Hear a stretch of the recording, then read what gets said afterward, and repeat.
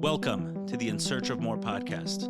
I am your host, Eli Nash. Join me weekly on my quest for more from myself and more from this world. We'll see you on the other side.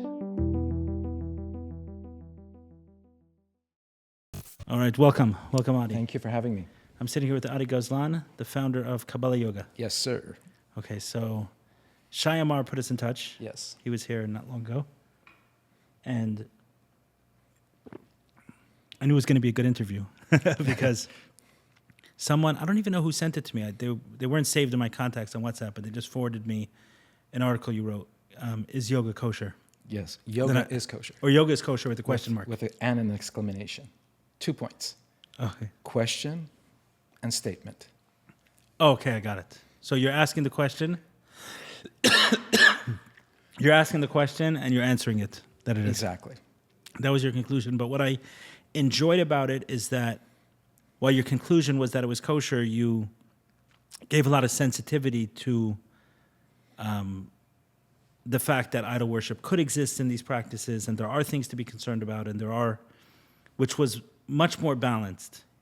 And Yes. I can say, even me, I'm coming around on this topic. I'll give you my own, because when I'm starting to do things and I see that it's profoundly helpful, and people sometimes shut it out like just idol worship. So then I do to them what they did to me. Like okay, you're gonna throw all this out when I've seen a tremendous goodness come from being risky in the healing world, whatever that means, right? Willing to look at alternatives. Yeah. Amazing. Is it amazing that breathing is an alternative? And yet it's the closest thing to us. Right. I'm saying the fact that's the spin, right? Yeah. That's how far we're steeped in Western That's right. ideas. We're boxed. We're inside boxes, and society tells us how to live, Yes. how to eat, how to breathe. Breathing is alternative. It's alternative, and yet it's the closest thing to us. There's Yes. nothing more powerful that connects to the body and to the soul. Yes. Yeah. So actually in the last few weeks, I'm kind of thinking about, especially with the House of More, and Yeah. now this house, which we're doing an event tonight, where now it's pretty much a Jewish community center. That's what it is. Wow. So from that perspective, I've been much more sensitive to, okay, so how do I make sure that the events well, the house itself is kosher? How do I make sure that the events itself comport in some way with Judaism? So I've been thinking about it more, and I felt like when I read your article, it was the first time I saw a balance on this topic. Awesome. You know, where it wasn't like, yeah, it's kosher, go to hell, it's good Yeah. for me. It was like, no, there are things, and you gave certain requirements. So talk about that article, how it came about, and why you felt the need to write it. For some Yeah. reason, I felt like I was reading an old article. It was a new one. It's a new article. I mean, it was published probably a year ago. Okay, in the Jewish Journal of Got it. Los Angeles through David Suissa, if you know him. He's the editor-in-chief at the Jewish Journal in Los Angeles. So we were talking, and I was telling him how there's this lack of clarity of what is kosher and what is not kosher in the practice of yoga. I've been doing yoga for over 30 years, teaching for over 20 years in Montreal, in Israel, internationally. And what I'm teaching, what I'm going with, is that I'm teaching kosher yoga. So it's called Cabala Yoga, as you know. So there's always this feeling from the Orthodox world, and I wouldn't say everyone, but there has been comments made and people saying, oh, yoga could never be kosher. For one, as you know, people think that the word yoga is a deity. They think it's a god. And so you can't even use the word yoga, according to some religious people. And we had someone on the podcast here, Rus Devora-Wallen, who's Yeah. very sensitive and seems to be knowledgeable in this area, who on our discussion wanted to use the word noga. Yeah. Right, noga instead of yoga. Yeah, and it's okay. At the end of the day, you could use yoga today because that's what it's referred to. It's like saying, I'm going to teach karate, but we're not going to call it karate because it was invented by Buddhists. And Buddhists are contrary to Judaism. Why don't we say that? Why don't we say the same thing about Kung Fu? You know what I mean? Like, you can just say the same thing. That was a question I was going to ask, meaning, why do you need the name yoga in there? Just call it a workout class. You can call it whatever you want.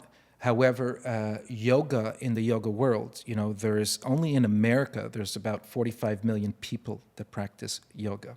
Okay, in Israel, a population of 7 million people. I did a research, and it's in the article. There's over 500,000 Jews practicing yoga. It wasn't me that noticed that something has to be done in the yoga world to define what's kosher and what's not kosher. It was actually the Lubavitcher Rebbe. Right. And you may have discussed his perspective Correct. with Torah. But the Rebbe... My understanding of his perspective. Sorry? My understanding of his perspective. Yeah. Yeah. Yeah, exactly, But the Rebbe was very open-minded, yet he kept it very quiet in the beginning because he didn't want to be perceived as a Rebbe who's supporting something that may be questionable, However, first of all, the Rebbe did use the word yoga. When he wrote his letters, he said yoga. Got it. And he even spoke about the Maharishi Mahesh Yogi, who was the famous guru of the Beatles at the time, who was teaching yoga, was teaching transcendental meditation. The Rebbe is talking and saying, his technique is very good. However, if you can remove the avodah zarah in this practice, the idolatry, then it could be something that could be very beneficial as far as health goes. So before we go into the whole conversation, Sure. Just kind of at a high level, Yeah. kosher yoga, non-kosher yoga. Yeah. Meaning if someone only listens to 10 minutes of this podcast, I want them to get Okay. that kosher yoga, non. What are some elements that would be in kosher that are... Your intention. Why am I doing these yoga postures? Am I doing the yoga for my health, for my body, for my flexibility, for my strength? Or am I doing yoga postures in order to serve a deity? What's my kavanah? What's my intention? That's really the end of the day. That's really the point. It comes to this. And whatever is happening over here, that's what's going to determine what your belief is. In short. So then according to that, if my intentions are clean, then I can walk into any yoga class and it's all the same. It also depends on who's teaching. A teacher is a giver. And when you walk into a yoga class, you're a receiver. A receiver is going to be influenced by the giver. If your teacher is someone who's embedded in avodah zarah, for example, who does this idolatry, then you're going to feel it in the practice, whether you'll feel it directly or indirectly. However, if you go to the Y, for example, or you go to a hot yoga studio, they have no time to teach avodah zarah, idolatry. They're going to give you the yoga poses. Practice. They're going to give you a float so you can schwitz, you can get a good sweat and a good workout. So it depends on the teacher. It depends on the method, So, okay, so you're saying two things, meaning if it depends on... Because first it sounded like you were saying it's just about the intention, but now you're saying it's also about the teacher's intention.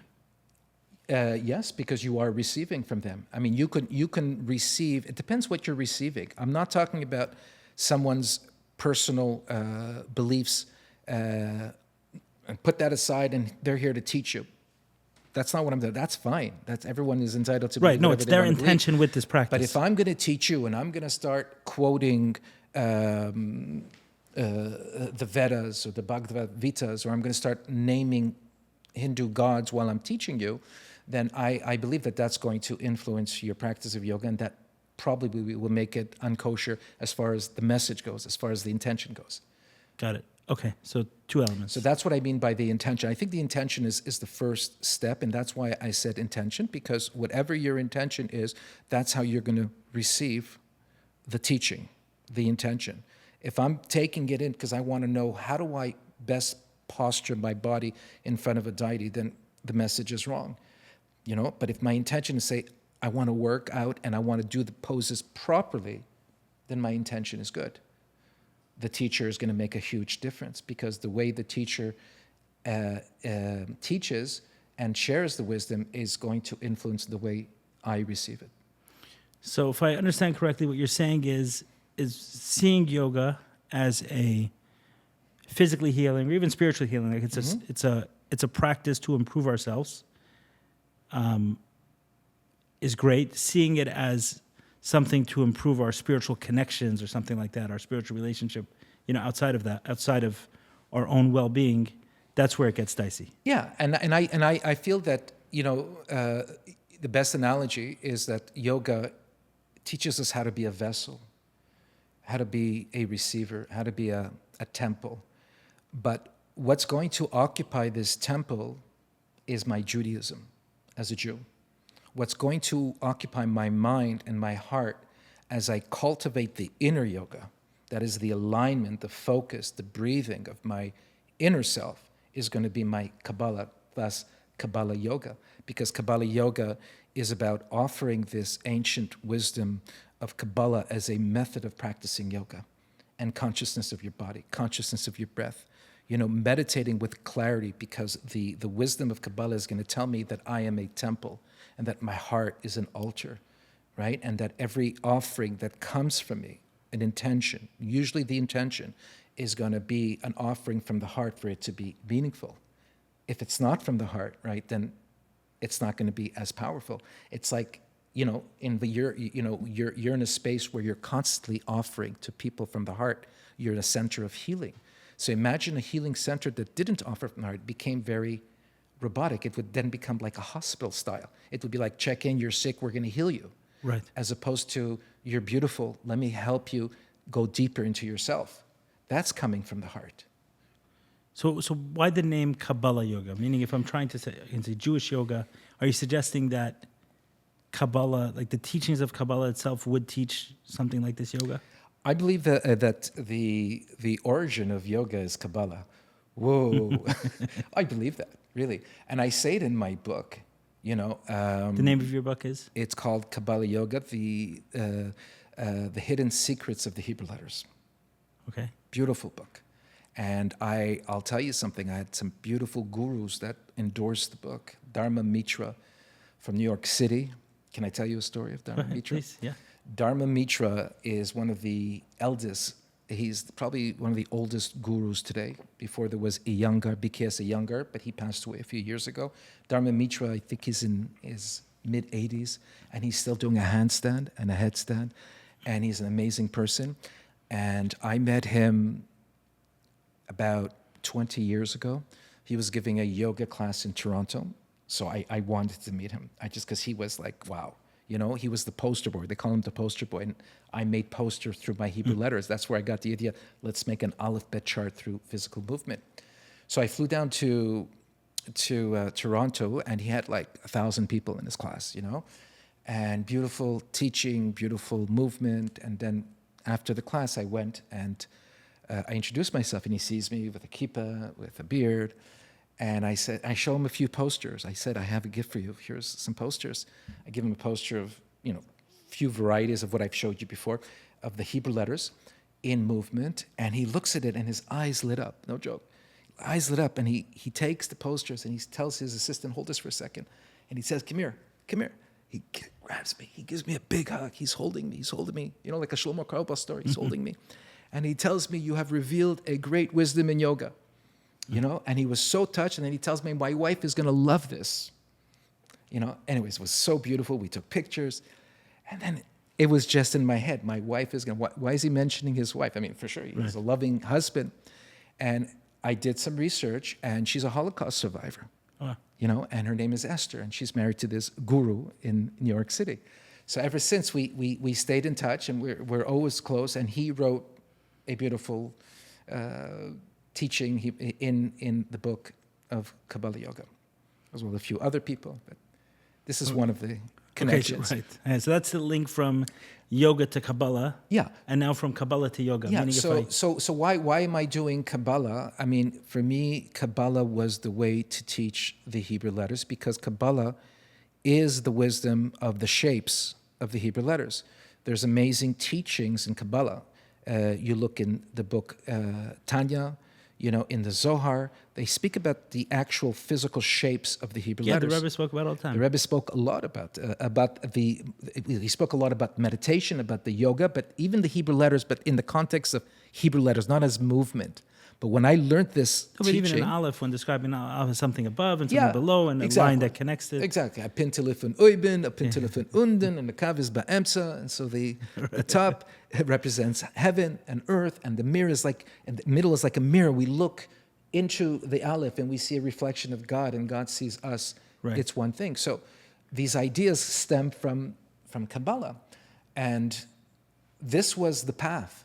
This was the path for me to teach yoga, to teach it as a flow of Hebrew letters. These postures that you're showing, Yeah. and earlier you showed me some a graph, which maybe we can kind of scan and show. We don't have to like put up to the camera, but Tyler, you'll figure that out, right? So those are postures that you came up with, or those are existing yoga postures that then you connected to letters? So, Ein chadash tachat hashemesh. There's nothing new under the sun, right? Yes. I put the spotlight. These are yoga postures. I'm not here to reinvent the wheel. I saw in my practice of yoga, I saw in the Warrior Two, I saw the Aleph. I saw also in the triangle pose, I saw the Aleph. In the crescent moon, I saw the Bet. In the Warrior One with heart open, I saw the Bet. In the Dalit, I saw the balancing stick, etc. I saw the shapes. And so it took a visual on my part to be able to point out and say, these yoga postures correspond to these particular Hebrew letters. It took some creativity to be able to identify now what's the base, what's the reasoning to use the already existing yoga, because yoga is already proven to be health conscious, to be good for your health, to be good for your mind, to be good for your soul. So I'm not here to say, I'm going to show you something different. What I am showing is a different perspective. I'm telling you that from now on, when you do the Warrior Two, you're also the kavanah, the intention is I'm an Aleph. And so when I stretch my arms and I open my legs, I'm connecting to what is above me and I'm connecting to what's below me in order to reach out to what's in me. This is the intention of doing the Warrior Two. So when you're teaching a yoga class, you're taking people through these postures and talking about them as letters. Yeah. Cool. As letters, of course. And the power is that not just as letters, but we do a word flow. We do a few words in movement. So, like tonight, we're going to move into what I call the seed flow. And so we do letters like Lech Lecha or Libi, Yakum, Esh, key words, my heart, movement. Lech Lecha is an ancient mantra of Avram Avinu. Esh, the concept of fire. So we shape into the fire.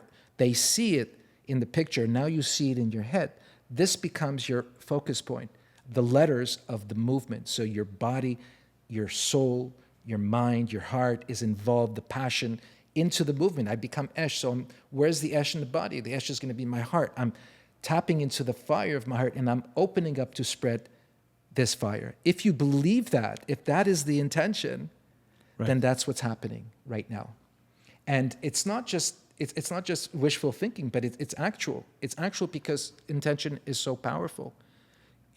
If I believe that I'm doing something in my body and I'm kavana, I'm directing that passion to a certain part of me, then I'm awakening that part of me.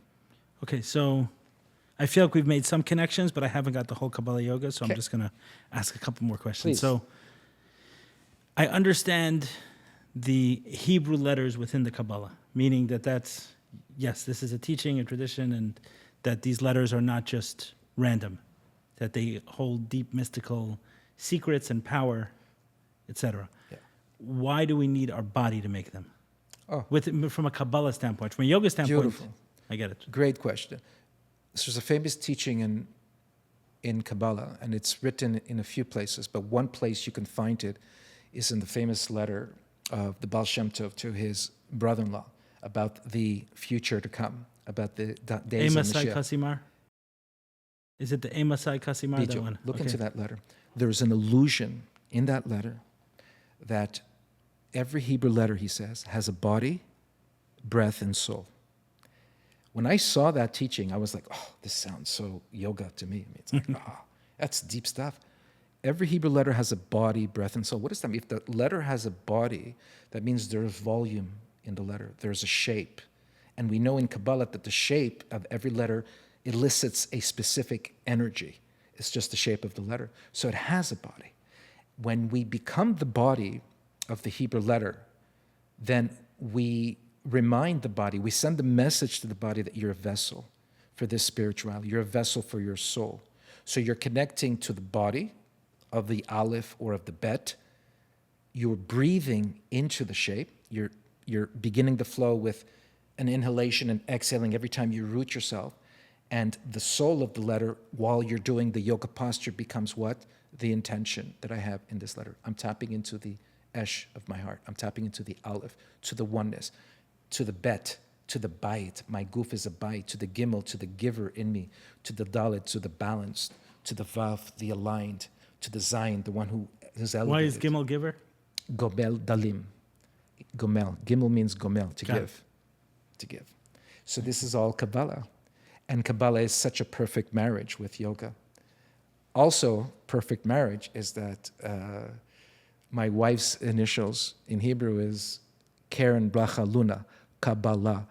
And I'm Audi Gozlan, Yoga. So we got Cabala Yoga. Yeah. Right. So you went deep. in Yeah, this, and that's, another thing that you discover after you do something. And I find that a lot of, when we're in tune, because at the end of the day, the breathing that we do, or the cold bath that we do, or any alternative that we do is to bring us back to the zone. And when I say the zone, I mean your inner self beyond all the layers. When you're there, sometimes you do it now and then later on, all of a sudden, wow, something happens. You're like, yeah, it was always right. And I'm realizing now even more than at the time when I did it, that this is the right thing. So speak to me about the criticism that you were getting and how the criticism made you better, right? Because the critics come to improve us. Yeah, I agree. And as a trained lawyer, I've always felt that I became a lawyer, and Rebbe actually gave me a big blessing to become a lawyer. I was studying in yeshiva in Morristown, and my parents wanted me to go to university and make a living, And so I said to my teachers at the time, I said, I'm going to ask the Rebbe one Sunday and see what the Rebbe says. And to my surprise, when I asked the Rebbe, he thought about it for a moment, and then I said, should I go to law school? And he said, you should go to law school. And here's your bracha. He gives me $1. And he tells me that when you're in the law school, make sure that you're speaking to students there and that you have a tzedakah box, charity box in the university. You should give every day while you're there. So it brought me there, and it also brought me with a voice. Now, the criticism, of course. So, the criticism is that yoga in general, and for many reasons, they'll tell you that it shouldn't be practiced for all the reasons we spoke about. It's Avodah Zarah, the names of the poses of Avodah Zarah. But the criticism is probably you've been into yoga for a long time. Yeah. So the criticism is going back tens of years. That's right. This article I wrote, I think is a very important article because it brings the halachic as well as the reality and the clear statistics of yoga and the Jewish people who practice yoga. And I did this because I try to meet with some ravs, rabbis who have a little more authority, and a lot of them are afraid to come out. I wanted one of them to write the article, So at the end, it was hard to find such a person who would understand. I decided I was going to write the article, and I had it looked at by many people, Orthodox people, to tell me, what do you think? And I'm ready to challenge anyone on it. Right. So what's the reason? I've wondered about this because I've said this about psychedelics, and how much more so would you say it about yoga? The argument that I've made about psychedelics is that the rabbis have a responsibility to talk about it. The reason is because it's happening. Yeah. And it's happening at a large scale. So even more so, yoga. It's happening at a very, very large scale, and many Jews are involved in the practice. So one way or another, say, meaning write a letter for or against, just say. Yeah. We can't avoid the reality, as you say. Right. It's a reality. The only thing, the perfect response would be not to discourage, but to encourage doing things in a kosher way. Which is that was my takeaway from the Rebbe. Yeah.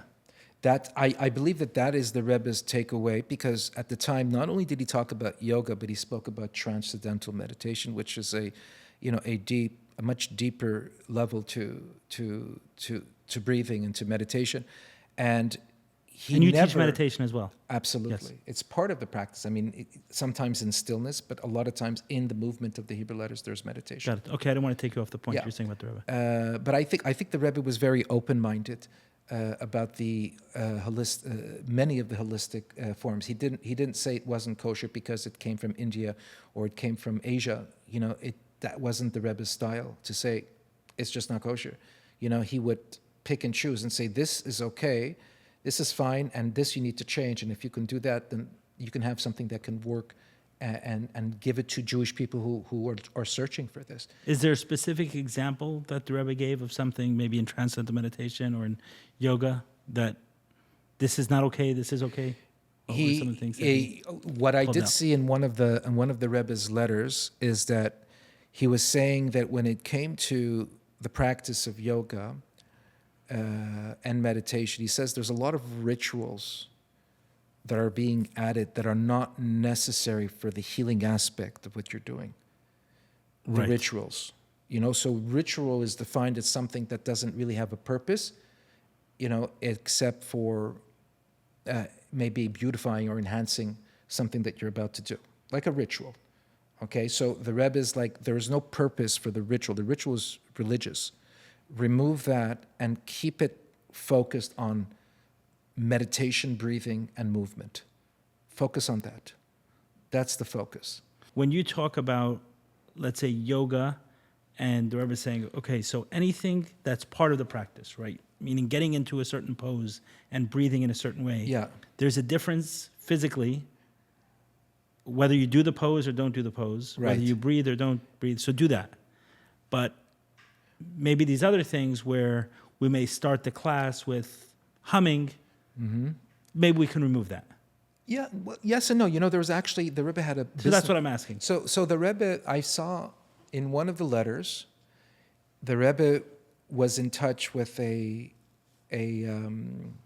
psychotherapist named Yehuda Landis, if you've heard of him. He was also heavily in TM, Bal Tshuva.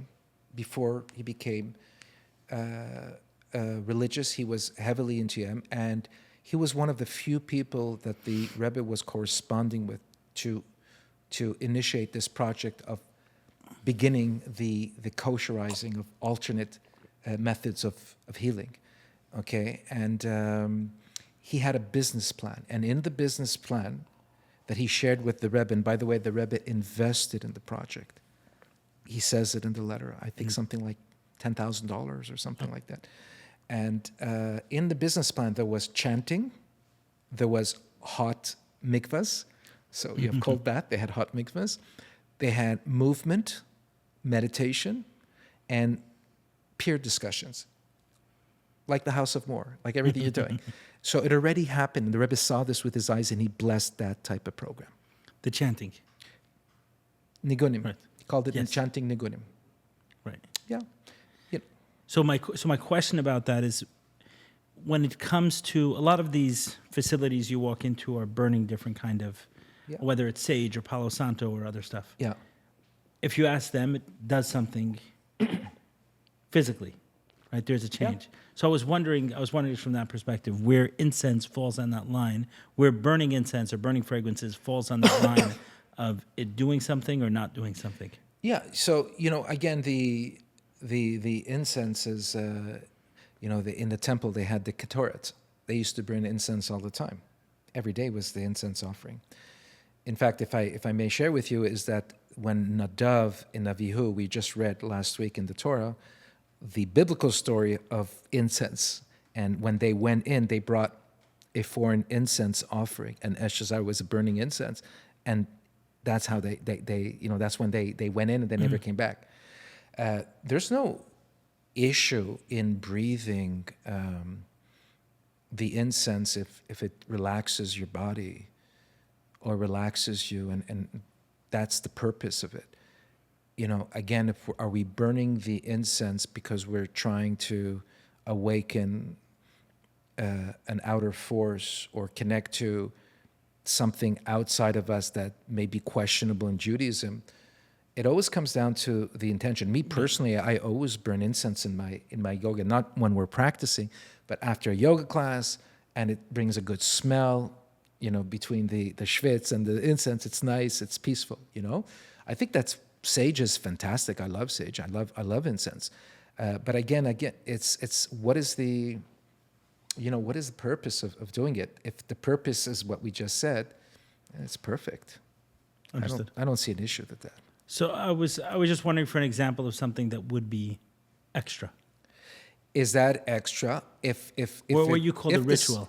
No, I don't think. I think sage is a good conclusion. Okay, so you're saying that isn't. I'm saying that's a. And I don't feel that way. Meaning, I practically I burn Palo Santo all the time, and maybe it's because of an association at this point, but I feel a difference. Yeah. After smelling Palo Santo, Yeah. I find that it has a very relaxing smell. It brings me present and. Absolutely. Yeah. I think it's again, it's part of the breathing.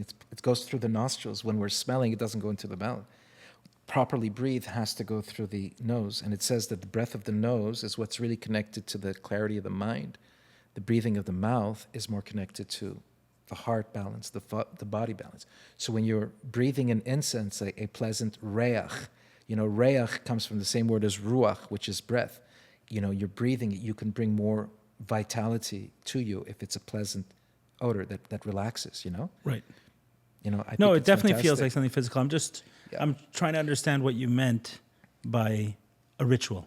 Something that's... So a ritual is like this. I go to yoga retreats sometimes where I'm invited with one of my teachers or another individual who we collaborate together, and they would like to begin the class with a centerpiece and a certain idol right in the middle, decorated with flowers. Let's begin the yoga by meditating, facing this idol. This is a ritual. Understood. It's not necessary for the yoga. And my reaction is always challenging. It's always challenging because I'm there and I need to be there and I'm assisting. So I have to, disconnect my intention and just be there for the teaching of yoga and Kabbalah. So that's the type of ritual that I often see in the practice of yoga. Thus, choosing the school, choosing the teacher, if you want to keep it, kosher. Right. So for your practice, essentially, you're knowingly going into places in order to extract the good from it. Yeah. That you wouldn't encourage others to. So I had to go to these places to learn. That's what I'm saying. Yeah. I needed to go. We know Rabbi Greenglass, right? You met him in Montreal when Yeah, you of were course. Yeah, Zalman's grandfather. He was my mentor, my spiritual mentor. And I used to spend a lot of time with him, talking to him about Cabala Yoga. Oh, awesome. He's Okay. seen everything. I showed him all the postures and Okay. everything. And, I remember one of the first times I showed it to him, it was on my birthday. And as he was looking at the booklet, he screamed out, "Yoga, yoga." And David Cohen, Zalman's father, was walking by. He was like, I was red like a tomato. I was like, what am I telling Rabbi Greenglass? But I was very open with him. And, he used to say to me, he says, you should go to these places. And if you want to make a difference in the lives of the Jews that are assisting these gatherings, you should befriend the teacher. And if there's a relationship there, it's going to help to put you in a position to influence the others. So I had to think a lot about that when he said that to me, until I actually started going to Venice Beach about 3 times a year to teach and to learn and to be with my yoga teacher, Shiva Ray, assisting her in all these events in Big Sur, in Malibu, in Venice Beach. And it was always that challenge, why am I going when there's going to be a mix of lots of Hindu rituals, a lot, and the yoga? Who am I to be here? Like, I don't really belong, and I'm with my kippa, and I'm standing out, obviously. But I needed to be there to understand what this is about and to see how it feels for me to be able to offer it to others in a kosher way.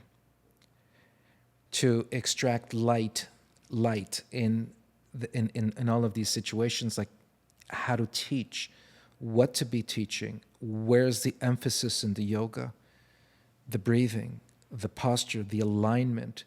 I needed to learn from the best teachers. I needed to learn from Dharma Mitra. I needed to learn from Shiva Ray. I needed to learn from Hart Laser. These are very respected people in the yoga world. I needed to learn from the best people in the yoga world so that when I'm teaching Cabala Yoga, they don't think it's just a creative, cute thing that was made for Jewish people. It's a serious thing.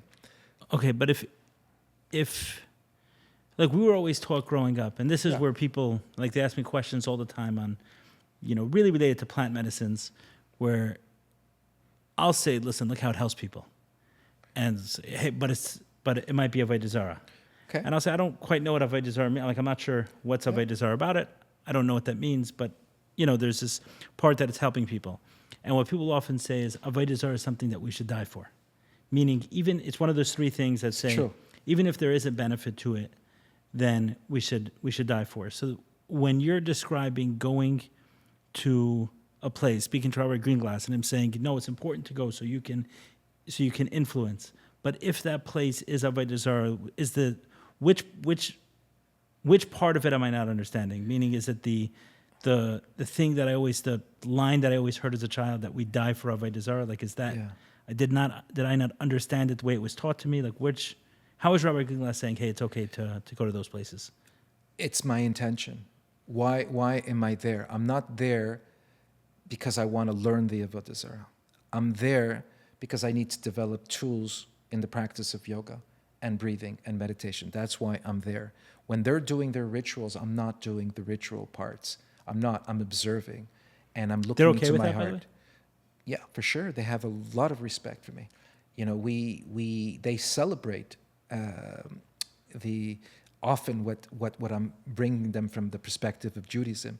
It happened that one night we were in Venice Beach at the main studio on Main Street, and there was a group of almost 200 people, and I said to Shiva Ray, the teacher there, I said, it would be nice. There's a lot of Jews here, and I said, what do you think if we lit Shabbat candles right here, in the same space where they did this thing in the center?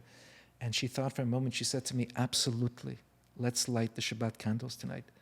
And so we came right before Shabbat, and I brought hundreds of candles, and ended up most of the people lit the candles.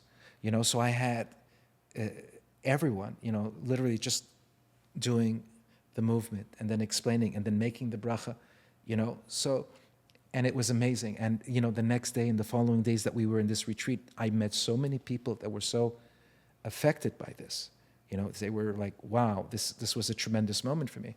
I think that's a little bit my role and my contribution to bring out a practice of yoga that Jewish people should not have to worry that there's any of Avodah Zarah in it. But secondly is to bring out a practice of yoga that's a spiritual practice of yoga, to be more in tune with your inner self. And that's how a lot of people, non-Jewish people, are getting attracted to what I'm doing, is because I'm not just teaching a physical movement and clarity, but I'm also teaching that inner yoga where you're practicing to really bring light and cultivate this light inside your mind, inside your heart, in your body through movement, And so...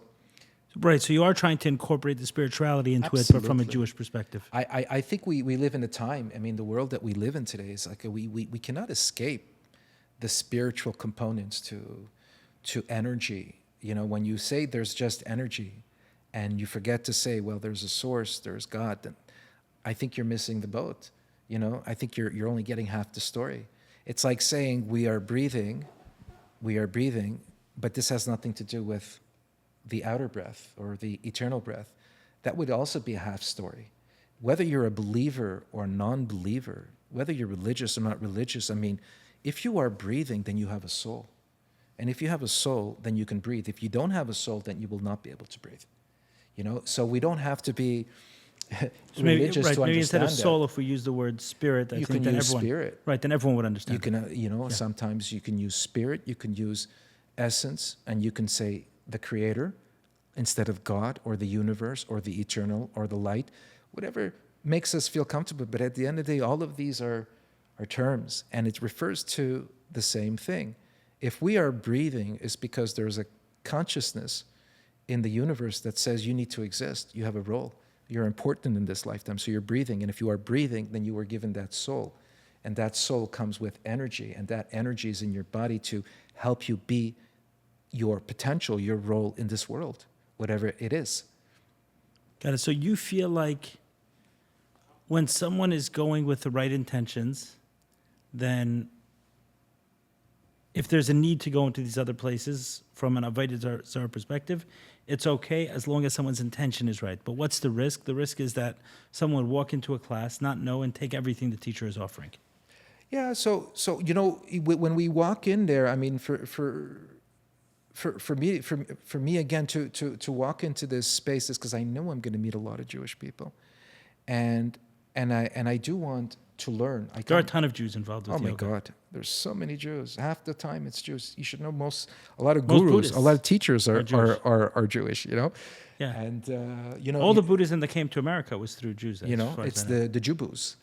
That's what they call them, the Jubus. And the Jews had and it's interesting because those who say that it can't be kosher are forgetting that most of the teachers, I shouldn't say most, many of the teachers in yoga are Jewish people. Many of the Buddhists are Jewish teachers.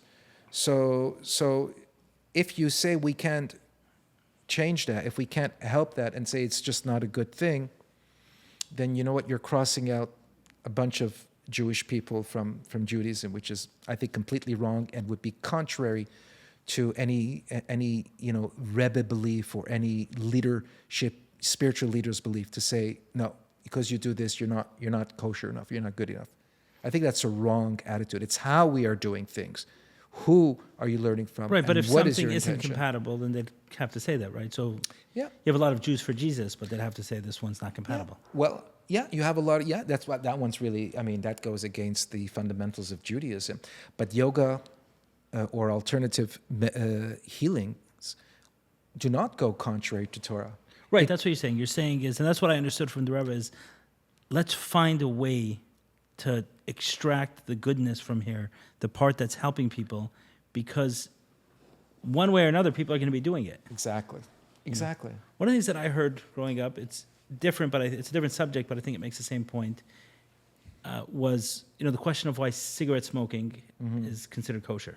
Okay.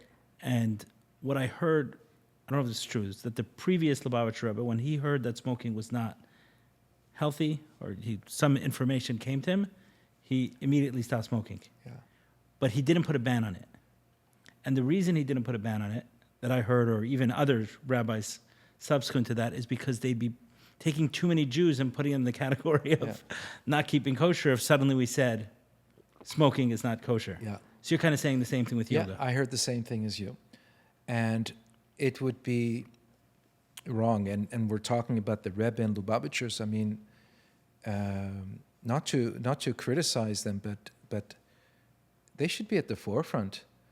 We have letters of the Rebbe. I have at home over 20 letters of the Rebbe on making yoga and meditation kosher. And you're going to tell me that that's not what we should be doing? Your master, your teacher was cheering for this thing. And he was, in the 70s. He's telling us, do this. What are you wasting your time? He was so upset with so many people because it was just taking them so much time. And he's like, what are you doing? Do it already. Do you have those letters, or many of those letters, like in a digital format? Maybe we can include it in a link. Yeah, absolutely. I can also forward you a beautiful article that I wrote a few years ago about the Rebbe's letters, and I give my take on it. I can share that with you as well. Yeah, that'd be great. Yeah, the conversation, the timing is very much right. I mean, recently I've been thinking, you're familiar with sweat lodge ceremonies? Yes. So we were doing them for a while at the Healing Center. We still do them, Healing Center. But somewhere led, we have a sweat lodge there, and we have different people facilitate. We had some actually come from Canada. I love Schwitzig. I love Schwitzig. Ancient Schwitz. But in some of them, when I sat through the practice, I mean, they were throwing out a bunch of different stuff that would make a nice Jewish boy like me a little bit uncomfortable. Yeah. Sometimes. Yeah. And I kind of wondered and danced with it. It's like, it's amazingly powerful. Mm-hmm. And then some of it is just like, what are we doing? At the end of the day, we're sitting, having conversation, singing songs, in hot and dark place. What's like, the this problem? is right. This is amazing. But they had different messaging that certainly made a lot of people uncomfortable.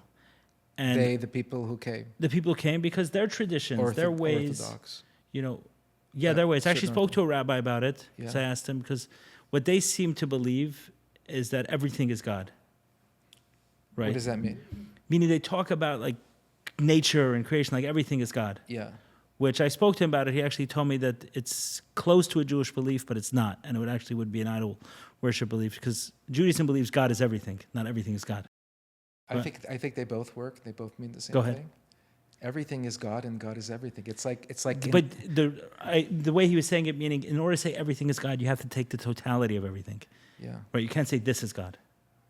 Yeah. You have to take the totality of everything. But go ahead. everything is God. I mean, it's like, in Chassidus, they talk about memale kol almin and misabib kol almin. Okay. It's the same. It's just different forms of the way Hey, I'm God just spreads here- his wings. I'm just here. He fills the space or he surrounds the space. Or you're going to say iturata dilatata, iturata dileela, awakening from above, awakening from below. All of these concepts are just saying God comes from here, God comes from here, God comes like this, God comes from here. I had someone address an amazing... But he wasn't coming from a standpoint, just so you understand, this particular rabbi who I was speaking to is very supportive of these, of people finding healing in this way. He would recommend it to a sibling of his who was struggling and say, hey, I think that this would be good for you. So he's looking more to find a way. But over here, when I was talking about the sweat lodges, at the end where we concluded from it was, but do you need this guy to run it? Or can you find a Jewish person who can run it? Okay. And we could, and which is similar to what you're doing with yoga, who can get that information and then bring it out in a way that wouldn't make anyone uncomfortable. And in this case, it is possible. Yeah. Meaning we have an individual, it is possible. So we didn't, absolutely. The conversations kind of ended there because, okay, you have a solution. You don't need me to go to the end of the earth to figure out how to make it work with these guys. We can find another way that's acceptable. But the reason I'm saying this is because these conversations, like you're sitting down in this chair, the timing is good because these are front of mind. Yeah. Oh, 3 months ago, I was shutting these conversations off pretty much. It's like, yay. Yeah. Yeah, I'm happy. I'm happy that it's the right timing. And apparently, Alex Russell reached out to you guys, my son-in-law, like a year ago. He was just revealing to me. Oh, really? I didn't know. And then look at that. And a seed was planted, and then we didn't know when we were going to meet, but then we ended up meeting. Beautiful. I was going to say another thing very important in the yoga is that people are misinformed and confused, thinking that the yoga postures like the salutations is a form of worshiping the sun, for example. I don't know if you've ever heard of that before. Yeah, because isn't there like not a pose, but a series that's sun salutations? Yeah, which we're actually going to be doing tonight. Okay. There was never a movement of salutations or movement of yoga postures towards any of the gods of India. It's a false thing. It's not a religious thing. The only thing that you will find in India is you will find ashrams and sacred spaces, chanting, meditating, incense offerings, but you will not find anybody moving their bodies to a deity, to a god or something. It doesn't exist. So for anyone to say, you can't do these postures, you can't do this because that is not kosher, I get people telling me, that you can't do, but this you could do. Like the sun salutation you can't do. So you're saying there are people who just started naming a sequence by this name? They did name them. Most of the yoga postures exist less than 200 years. They're not thousands of years old. They're not. People think that it's 5,000-year-old practice. It's not. 5,000-year-old word, yoga, that's true. It's in the Vedas. It's in the third book of the Vedas, in the Rig Vedas. It's right there. I saw it myself. It means to yoke. But nowhere else, and not in the Rig Vedas, not in any book, says you need to do these postures and you need to do this. The only thing you will find in the yoga text and as an image is the lotus pose. The lotus pose, you sit with your legs crossed in a comfortable.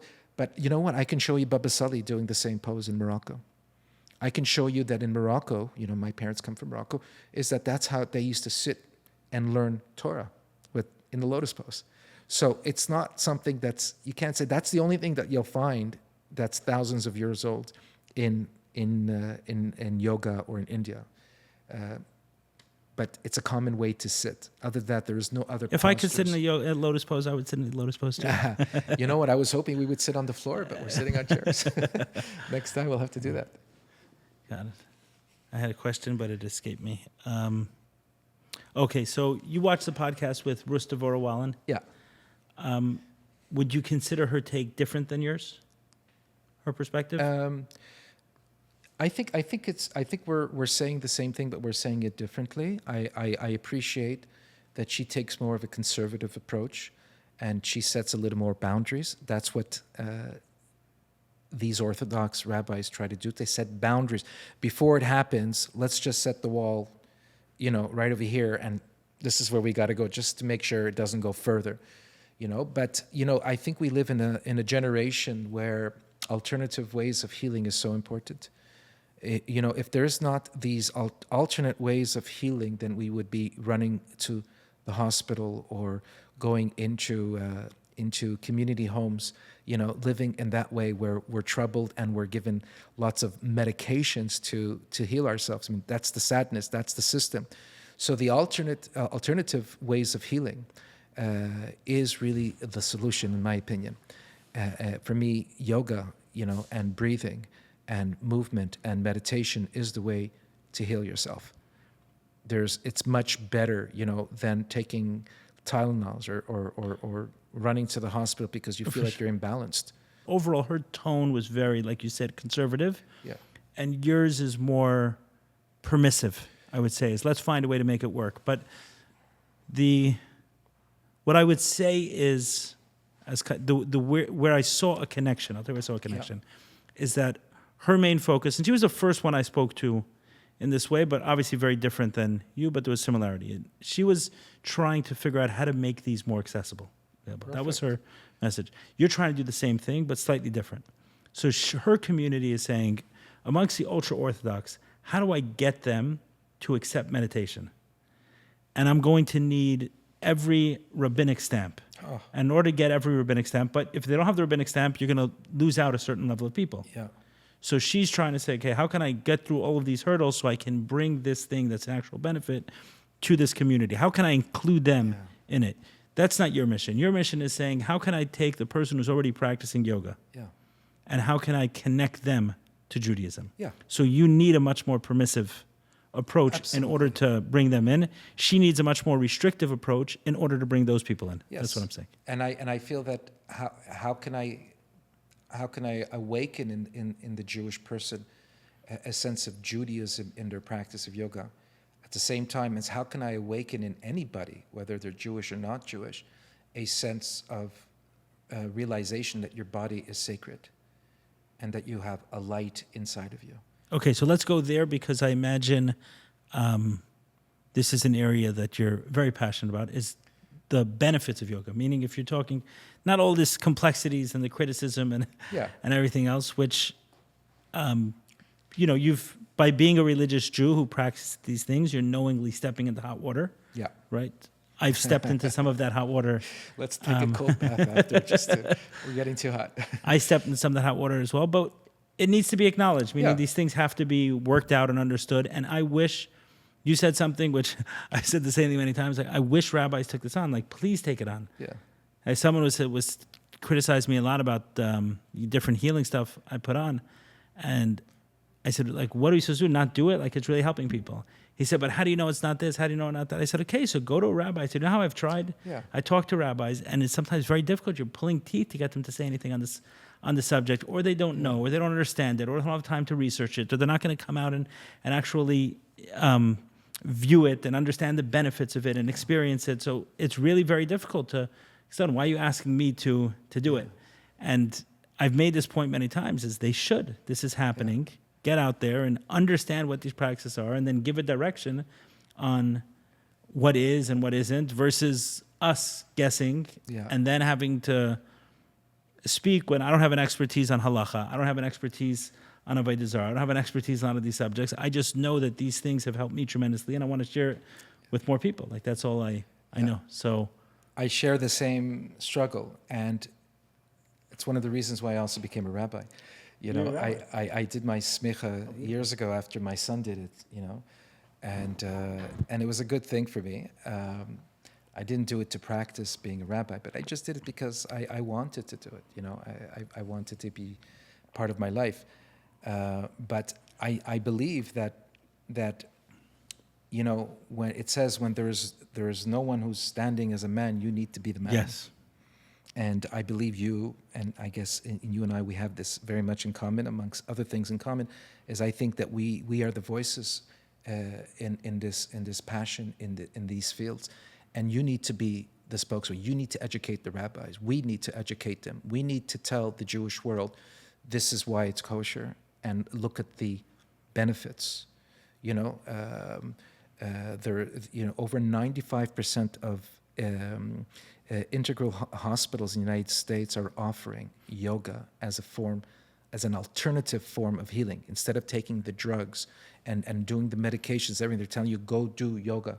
This is going to help you. This is going to rebalance you, bring you more awareness. This is going to, bring you more happiness, more joy, more positiveness in your life. People we live in a very depressed world. There's a lot of depression. The media, is not helping at all. I mean, what we see going on in the world, it's very, very sad. You almost feel like the world's coming to an end, in a negative way. But let's focus on yoga specifically, because I get the benefits of exercise and health. Like everyone understands that. Why yoga so much? I mean, you're so passionate about yoga specifically. What is it about this that you feel has the transformative powers? I think the number one benefit of the yoga is the awareness of your breath. And I know that you practice meditation and you do breath work. Yoga is going to be a little bit different than just sitting and breathing. It's the awareness that in every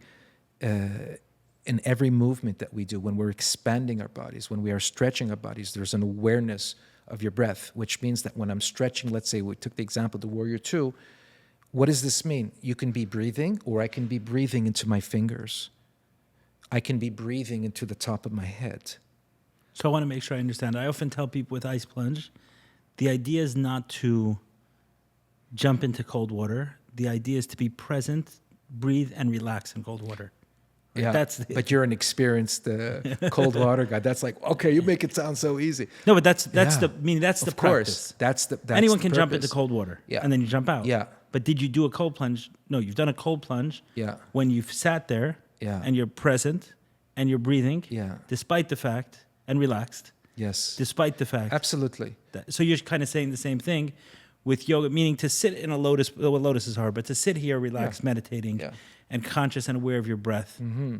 That's one thing. Through the physical touch of your body. Right. I'm saying to do it when we're sitting here. That's one thing. But to do it when we're standing, I'm breathing all over the body, like a baby. Right, but to do it when we're standing in an uncomfortable posture and to still find our breath. There you go. That's the practice. And to still be breathing when you're challenged in life. When you're going through trials, and that's when your breath gets shortened or gets heavier or gets thickened, and you're breathing with clarity with your mind. Because if we lose our breath, then we're losing the now. We're losing being present right now. We need to be breathing. Got it. And yoga's unique in that way that it combines those two things. Absolutely. Yoga before tremendous physical exertion, but it looks like the person's not working. Exactly. Yeah. Well, it depends. When you come to my class, we make you work. We're going to make you work. But I'm saying experienced practitioner, it looks like he's not working. Yeah, exactly. It looks effortless. Yeah, exactly. And so you want to deepen like everything else in life. 1% is theory of life, but 99% practice life. Practice. I've always understood that the 99% practice in life is like squeezing the juice out of the fruit. The juice that you squeeze out, that's your intention. Come back to the intention.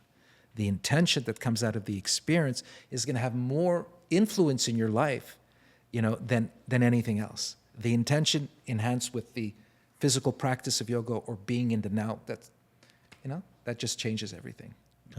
So we started talking about plant medicines for a little bit. I've been a passionate advocate about this subject. You started saying that the Rebbe, as a general rule, was probably against mind-altering things, but not for everyone. Meaning, not for everyone. Recognize that. So, what is that based on? The Rebbe is part of the Chabad world, and Chabad is based on Chochmah Bina Da'at, knowledge, wisdom. It's all about the brain. It's all about focusing the mind, So I understand that. But then you can say, but what about at the Farbrengen when we're drinking l'chaims? Aren't we losing a little bit of dot, a little bit of, right? I mean, think about it. What's the difference between this and what's the difference between this? They're both cleansing. So I think everything with moderation, and I think everything with awareness. Even when you're making a l'chaim at the Farbrengen, it doesn't mean you need to finish the bottle. You know, I don't know if you've been to. I've been to some Farbrengens where don't ever put like 3 bottles with like 2 or 3 because they think they need to finish those bottles before the night is over.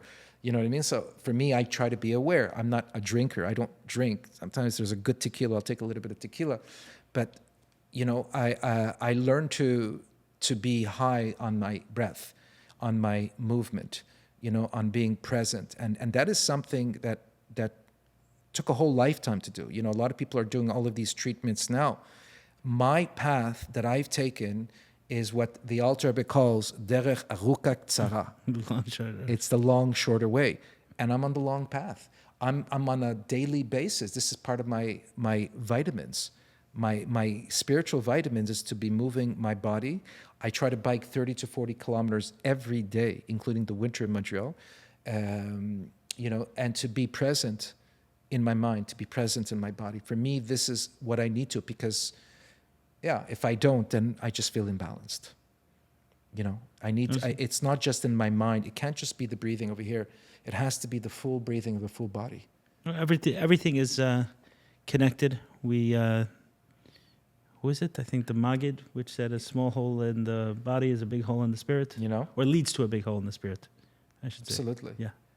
There was Effie Palvanov is someone he's from Toronto also, from Canada also, from Toronto.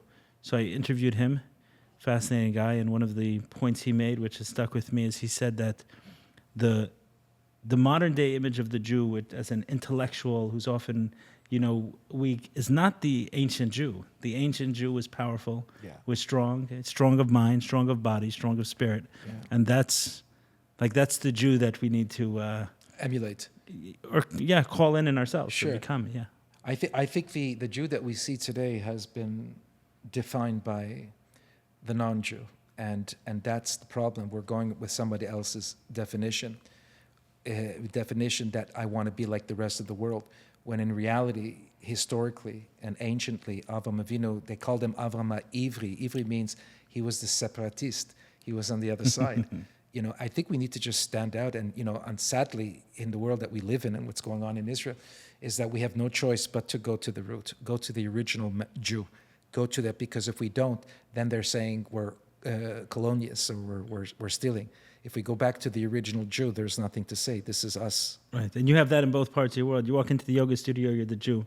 You know, you walk into the Jewish community, you're the yoga guy. You know what I mean? It's crazy like that. But yes, the Jew is teaching us. And you know what's beautiful? When you go with positiveness and the energy is very, very important, you're very embraced.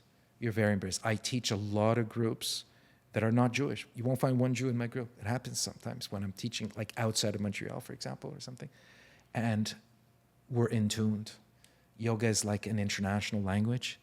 You could not speak a word of English or French or whatever, but we'll understand each other because we're going to flow and we're going to breathe together. You know, for me, this is like international. Beautiful.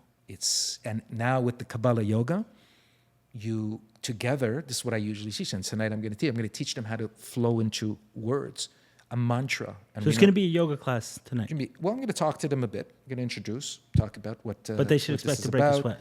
But it's going to be mostly a yoga class.